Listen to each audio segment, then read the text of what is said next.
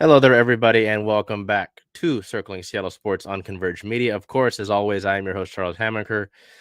Things are tight, man. It is very tough. As soon as I get done with this recording here, we'll be heading out to Kraken Community Iceplex for training camp, continued training camp. It's actually a morning skate ahead of the split squad game that the Kraken will be playing against the Calgary Flames tonight. Half of the squad from training camp in Calgary, half of them at Climate Pledge Arena tonight.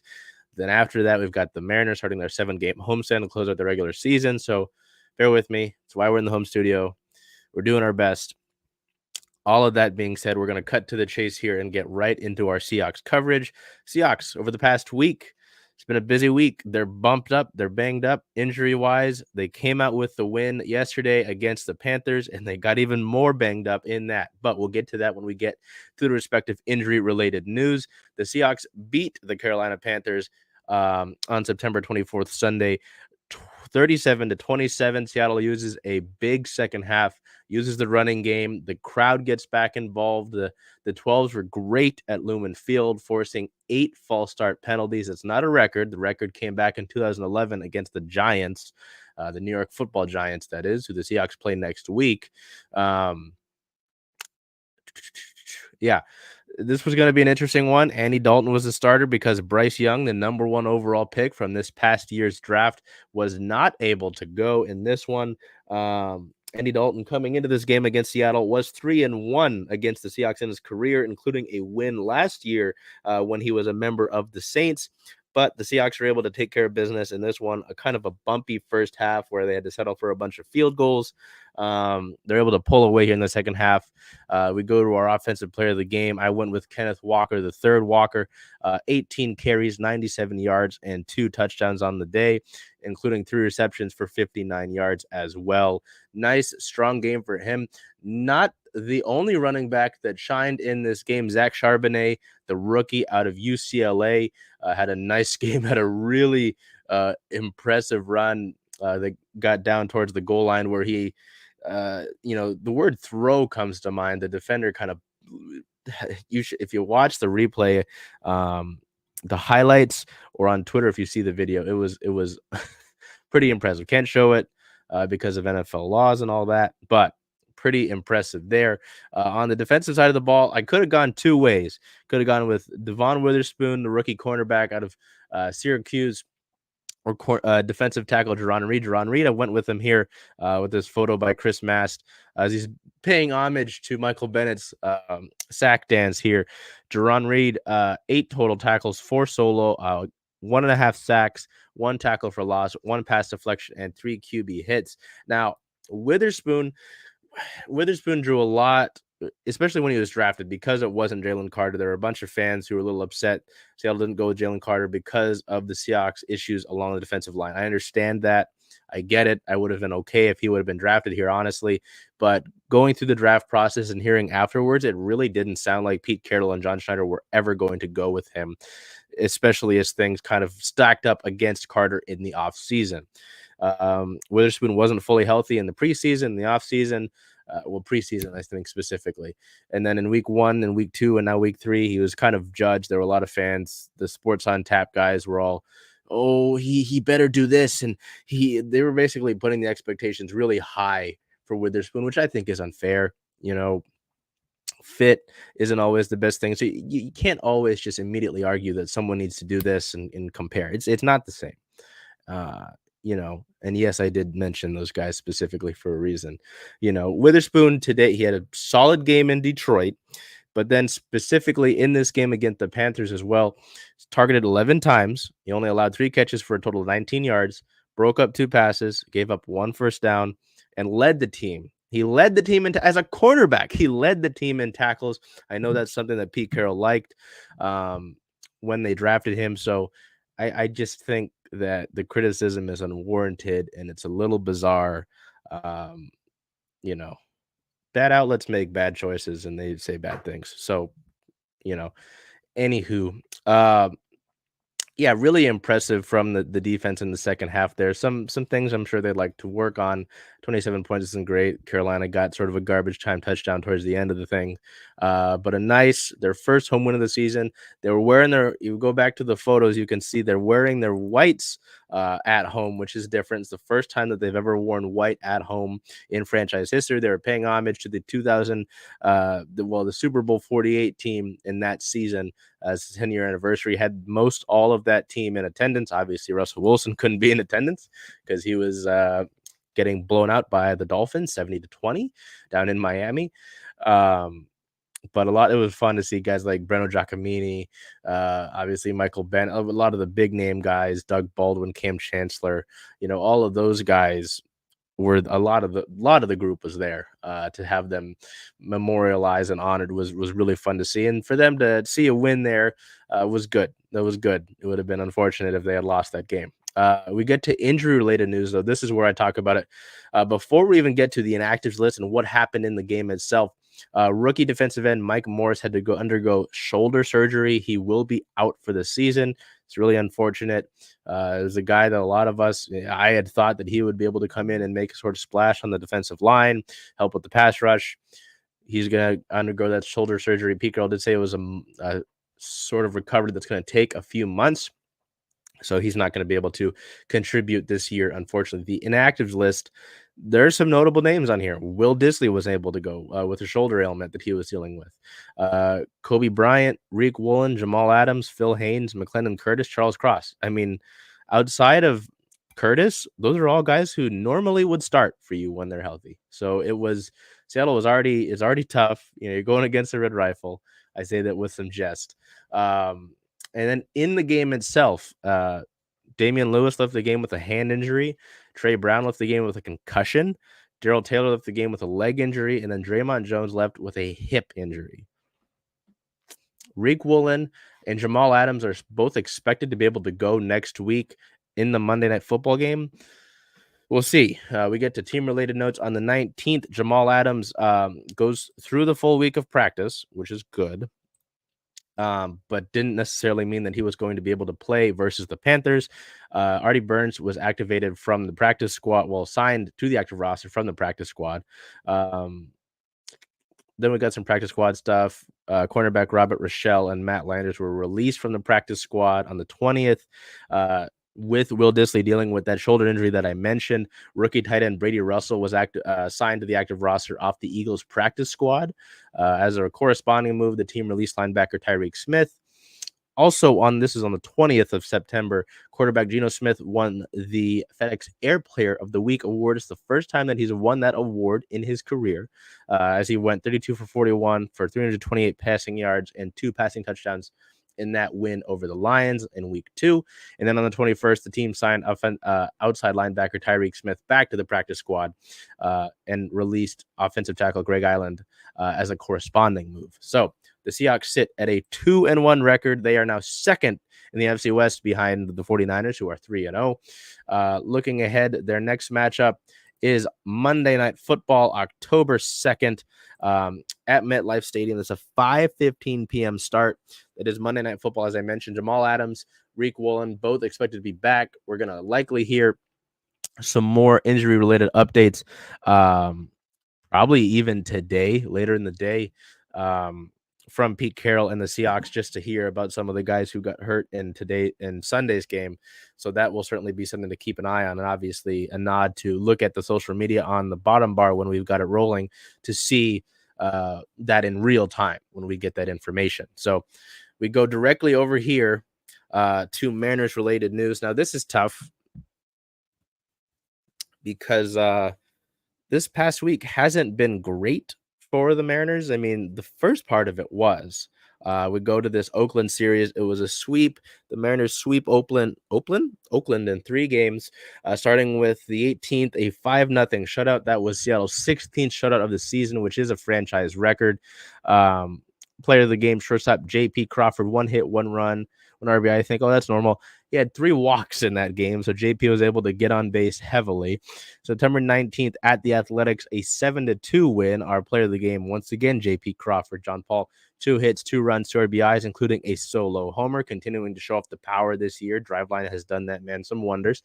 And then on the 20th, to complete the sweep in the getaway game, a 6-3 win. Our player of the game, left fielder Dom Canzone. Canzone, 2 hits, 1 run, and 4 RBIs, including a 2-run homer, which also includes a career-high 4 RBI game for a guy who is largely a rookie this year. So then things take a turn for the worst. It's a big, they begin this final 10 games of the regular season.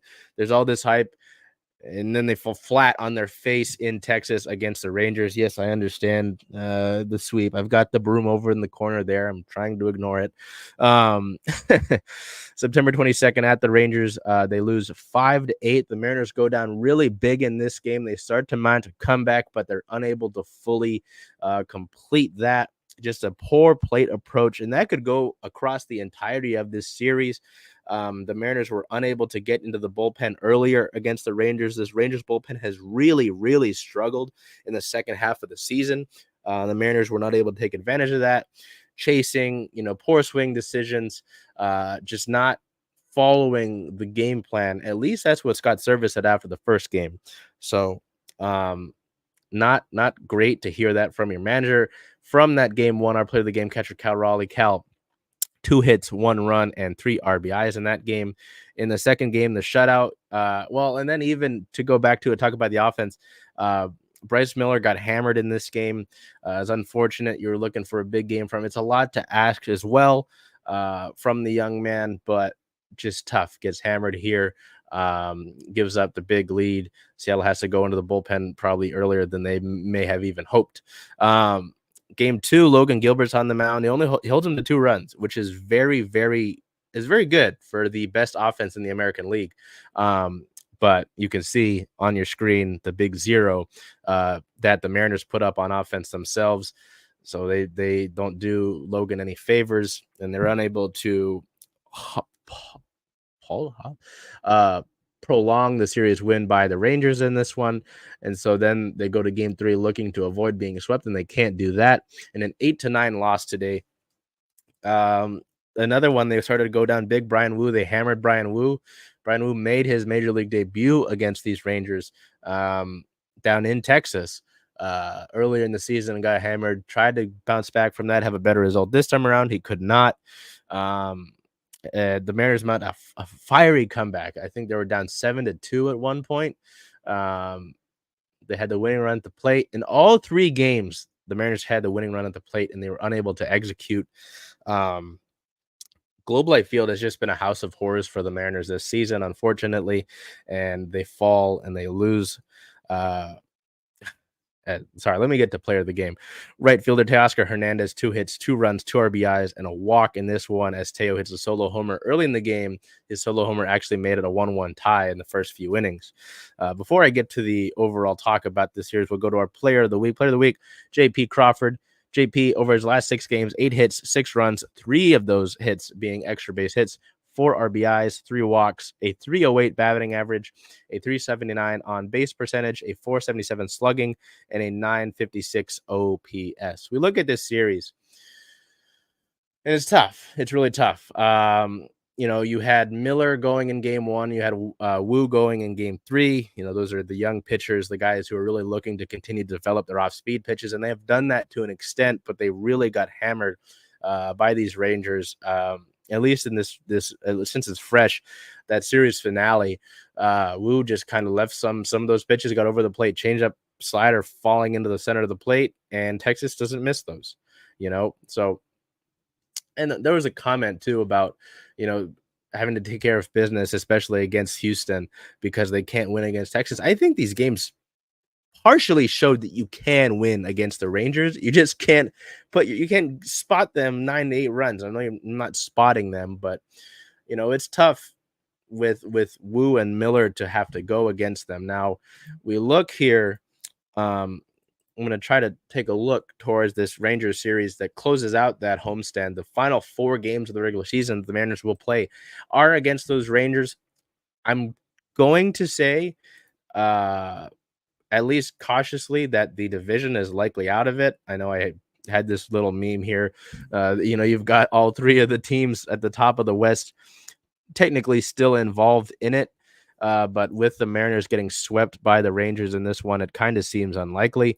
We'll see if we can get probables. Yeah. So we look at those final four games. It's probably going to be Logan Gilbert in game one, Brian Wu in game two, and then Castillo and Kirby to close things out. Now, those last two games, fine. I feel comfortable with those guys on the mound to close out the season.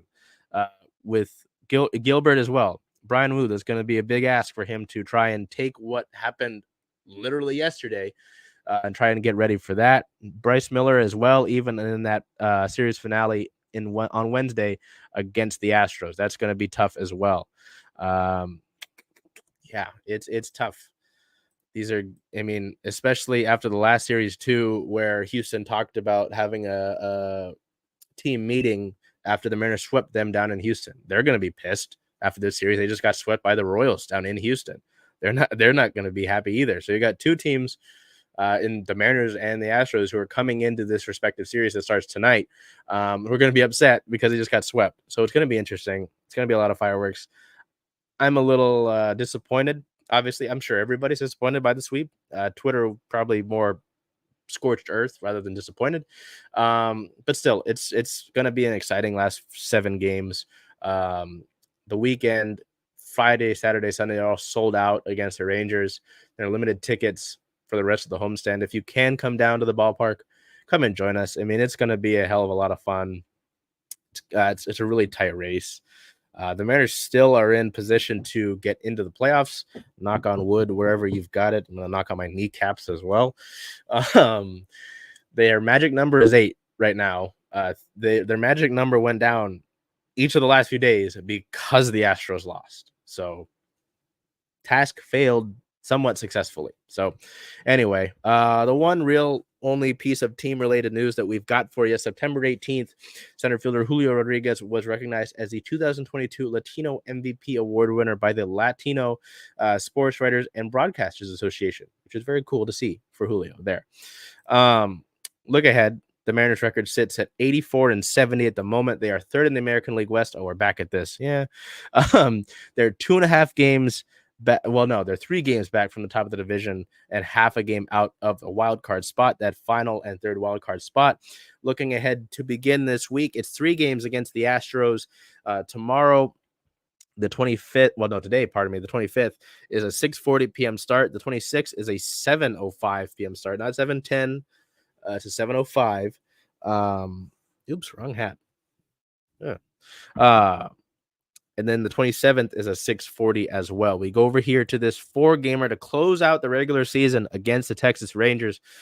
September 28th versus the Rangers, a 6:40 p.m. start. September 29th, Friday, a 7:10.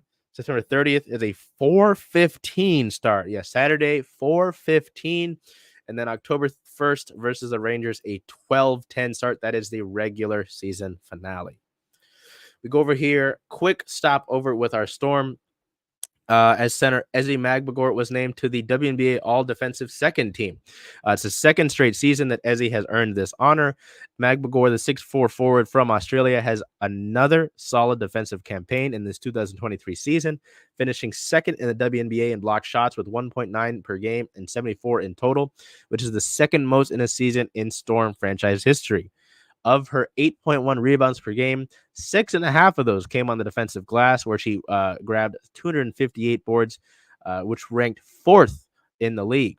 Magbagor also added 1.1 steals per game, making her one of just 2 players to average 8.1 rebounds, 1.9 blocks, and 1.1 steals per game. So a really impressive year from Ezi.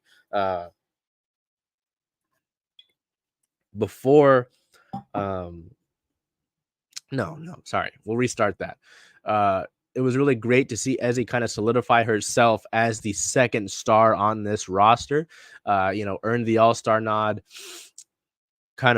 It was her and Jewel leading the charge for this team all season.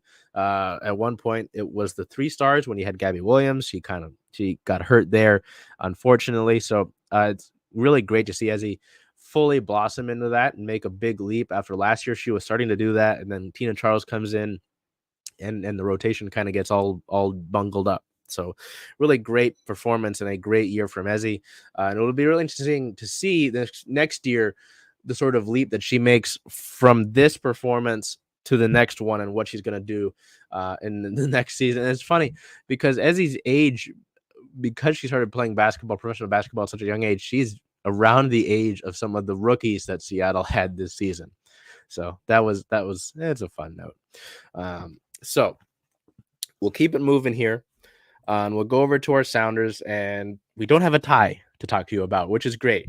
The Sounders collected all 3 points on the road in Colorado against the Rapids, a 2-1 win. Our player of the match, left winger Leo Chu, an 8.1 match rating in this game, 1 goal, 2 shots, and 87% passing percentage, and 1 chance created on the night. Chu really continues to add to an impressive season of his, a breakout campaign. Everybody gave him stuff for that yellow card, that double yellow with the taking the jersey off. Missed last game against Dallas because of that suspension, but a really impressive season overall, I'd say. So, I mean, this was a good one. Seattle actually went up 2-0 at one point. They gave away a goal late, and they kind of had to defend for their lives towards the end of this thing. They were able to collect all 3 points, and now things are getting interesting. Well, I say now, of course, things have been interesting, but they sit at 3rd in the Western Conference right now. They're behind St. Louis and behind LAFC. There is a scenario where the Sounders can end up with the top seed in the Western Conference. They need to collect, I believe it's 7 points out of their remaining 4 matches, which is possible, hypothetically. And St. Louis would have to collect 4 or less, I believe, from their remaining matches. St. Louis is the only team in the Western Conference that has clinched. There are 4 teams, at least it was 4 the last time I checked, 4 teams in the Eastern Conference that have clinched. So it just tells you how tough the West is right now, and how many points separate those teams. The Sounders don't have to worry about the games in hand issue anymore, where LAFC had all these games in hand. Now it's just these final 4 games of the regular season, which have some teams who are in a playoff spot right now are chasing one, and then a few teams that just oh wait, I could be wrong. I think we're now in the final 3 games. Oops.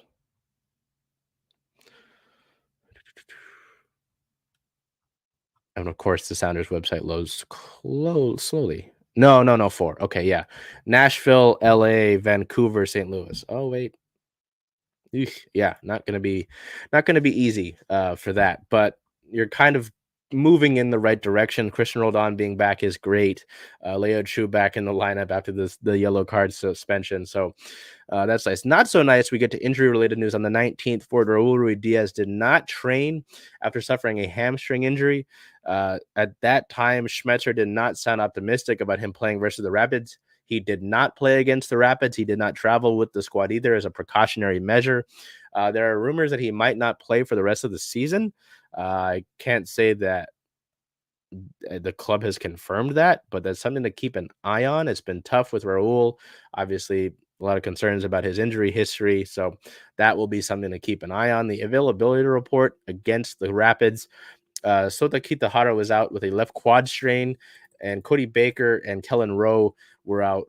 Baker, well, yeah, they were questionable, but they were out. Cody Baker had a concussion protocol to deal with, and Kellen Rowe was dealing with a right quad strain that's kind of hampered him for a good amount of the season. In team-related notes, defender Reed Baker Whiting, he was listed as a midfielder, but he plays heavily as a defender anyway. Named to the MLS team of the match day for performance against FC Dallas, which got him an 8.2 match rating, 1 assist, a 91% passing percentage, 2 chances created, 1 shot, 12 passes into the final third, 5 clearances, and 9 recoveries. The same day on the 18th, the club announced that they will reveal their new crest on the 26th at 10 a.m. So that's tomorrow by the time that you're seeing this. So follow the links that you're seeing here. For that, on the 21st, Midfielder João Paulo was named to the MLS Team of the Match Day bench for his performance against the Rapids with a 7.9 match rating, 1 assist, 93% passing percentage, and 2 chances created there. João Paulo, arguably the best player that the Sounders have had this year. So, the Sounders sit at a 12-win, 9-loss, 9-draw record with 45 points, as I mentioned, sitting at third in the Western Conference. They're ninth in points in the entirety of the MLS. Looking ahead, their next match is September 30th at Nashville SC. It's a 5:30 p.m. start. Currently, when we look at the MLS standings, I believe Nashville is actually out of a playoff spot at the moment. It's always funny opening the MLS website and it's no, they're in a playoff spot right now. I apologize for being wrong. Where are the points? There they are. Oh yeah, they're pretty clear. Okay, so they're in a playoff spot. That will not be easy to go down to Nashville and have to play them. We go over here now to Kraken, and this is just a quick little stop off here. I'll be at the Iceplex here in a few hours, actually. We'll talk briefly about training camp. I mean, it's been some pretty high intensity practices for the squad. Lots of scrimmages. They had a bag skate 2 days ago. Well, no, 3 days ago. They had Saturday off. They were back yesterday. A few of the rookies are already away. I wouldn't expect a lot of surprises with this opening day roster when it eventually comes around. Head coach Dave Haxtell did say that they're going to use the entirety of the preseason to evaluate some of these players and make those decisions, those roster decisions. There will be no team captain this year. This was something that we talked about last year. Haxtell and the team really believe in the leadership group that they have in place with all the alternate captains. He talked about, too, some of the rookies and the younger players that they have. They're really happy with the leadership that they have shown themselves. So he confirmed there will not be a listed captain this season. It's sounding more and more like they're building it up for Matty Beniers to become the captain, whether it be next year or 2 years from now. And I think they work fine without it. I don't think that's a problem. I know a lot of people wanted to see a C on somebody, and I just think it makes sense right now to not have that be a thing. So that's what we've seen there. Philip Grubauer looks good. Chris Drieger had a tough day one, but has kind of bounced back. Joey Decorte is looking more and more like the number 2 goalie that's going to be up for the Kraken right now. Trying to think. Andre Burakovsky looks good after being injured. That'll lead right into this. Yesterday, Andre Burakovsky was taken off of the injured reserve. He had been there since, I believe, February for the Kraken there when he tore his groin in the first shift after the All-Star break, which is unfortunate. So it's good to see Berkey back there. Matty looks good. It's just good to be back around the boys, truthfully. So, and then also on the 23rd, we're starting to see the first of those sort of cuts when the team reassigned 3 players to their junior clubs. For the Silver Tips, Eric Jameson and Tyler Palmer were both back in time for opening day for Everett. And then Kelowna, Caden Price was sent back. He is actually, I believe, dealing with some injury stuff. We saw him on Friday. He got back on the ice in a red jersey after all of the main groups had finished. So hoping that Caden is all right there. Looking ahead, preseason starts tonight. We've got hockey games that actually matter to an extent. It's a split squad action, so there will be half of the group is here at Climate Pledge Arena against the Calgary Flames with a 7 p.m. puck drop. The other half will be at the Saddle Dome in Calgary, playing half of their squad at 6 p.m. Pacific time. So that's that. And then on the 28th, we've got our second preseason game of the week here at Climate Pledge Arena against the Vancouver Canucks. That's a 7 p.m. puck drop as well, as we continue to see the preseason sort itself out. Again, Haxtell did say that they're going to take the entirety of the preseason to sort of figure things out with this roster, but I wouldn't expect a lot of surprises when we get the opening day list of who has made it. We didn't have a rain game this past week to look at. We've got the FIFA September international window, which is good and bad. was announced on the 19th that 8 players from the club would join their respective national teams for the September window. This includes for the U.S. Women's National Team, Alana Cook, Sofia Huerta, Emily Sonnet, and Megan Rapinoe. Rose Lavelle was initially called up to the U.S. Women's National Team roster, but was later replaced as she continued to recover from that leg injury she suffered here with the rain. So hoping that Rose is better sooner rather than later. Team Canada, Jordan Heidema and Quinn, as those 2 players and the Canadian national team are both fighting for their respective spot in the Olympics. Wales just fishlock out with Wales, and then Brazil and Jelena. This feeds into injury-related news because defender Sofia Huerta suffered a hamstring injury in the U.S. Win in their friendly over South Africa. She would miss the Sunday friendly in Chicago as she headed back to Seattle to rehab. And then with that mention of the friendly in Chicago, Megan Rapinoe has played her last international game for the U.S. She had a fun service from a corner that I believe eventually led to an Emily Sonnet header goal. So fitting how that would work out. Reminder, Pino's not fully done playing yet. She's got 3 regular season matches to play left for the Reign as they make their respective playoff push. 2 of those are at home. The club has continued to open up sections at Lumen Field for these last 2 games, so please come out and support the Reign, not only the Reign, but a legendary woman, a legendary footballer, as she's closing out her career. So we have other team-related news. On the 21st, the club signed goalkeeper Maya Perez. Perez was signed and acquired via the discovery process through the remainder of the 2023 season. She previously signed with Angel City FC, as you can see in this photo by Will Navarro, in 2022 before going on a 1-year loan to Grand Paris Saint-West GPSO EC. 1992 of the Division II Feminine. Prior to playing professionally, she attended the University of Hartford between 2017 and 2021 and was a 3-time America East All-Conference goalkeeper. The 23-year-old graduated as the 5th all-time leader in saves with 273 and as the 6th all-time leader in career wins with 32, also adding 19 career shutouts for the Hawks. So obviously with the Fallon Tullis-Joyce move to Manchester United, the Reign add a 3rd goalkeeper here. It'll be interesting to see if Perez gets any sort of run.